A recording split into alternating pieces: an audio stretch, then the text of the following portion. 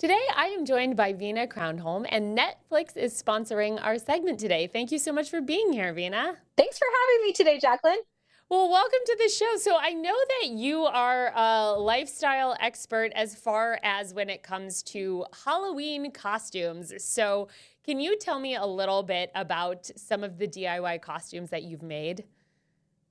Absolutely. So we are huge Netflix lovers, and so we love all of their hit shows and movies.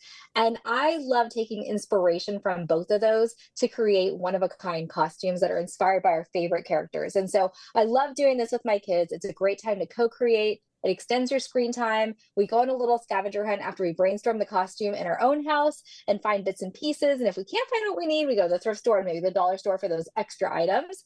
But as you can see here, DIY costumes can be so easy. So we have Miss Rachel right here. These are overalls. If you don't have them, that's a great thrift store find. A pink t-shirt. I also added on the bottom cuff, which you can't see, a little bit of felt with puffy pink with rainbows that go in the Miss Rachel theme, and then her iconic headband. And this is a great mommy and me costume. So this is a really great, easy one. But if you have a teen or a tween who loves Wednesday Addams as much as I do, this is inspired by her season 2 look. So I got the blazer at the thrift store as well as a skirt. And all you need here is painter's tape and some paint. And it's so easy. You just sponge it right on, peel it off, and you've got this great look.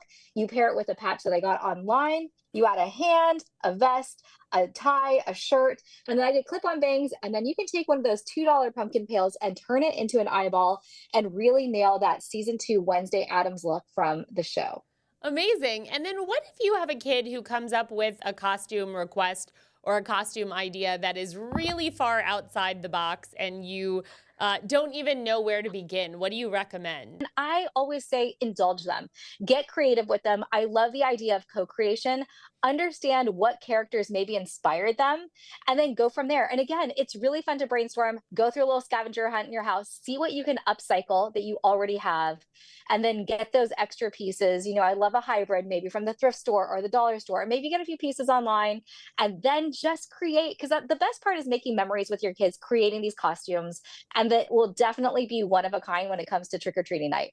And if somebody needs kind of step-by-step instructions, because like I'm the type of person that I definitely love creating stuff, but if I have that roadmap or I have that recipe or those step-by-step instructions, that's really helpful. So where can people find the information that they need if they want to create something, but they don't know exactly how to do it without instruction? You can head on over to my Instagram at Vina Crownholm, and you can see a lot of these tutorials. I try to make it really easy so that you can follow along. So I say if you can do tape and you can do paint and you can do hot glue, you can do any of these costumes.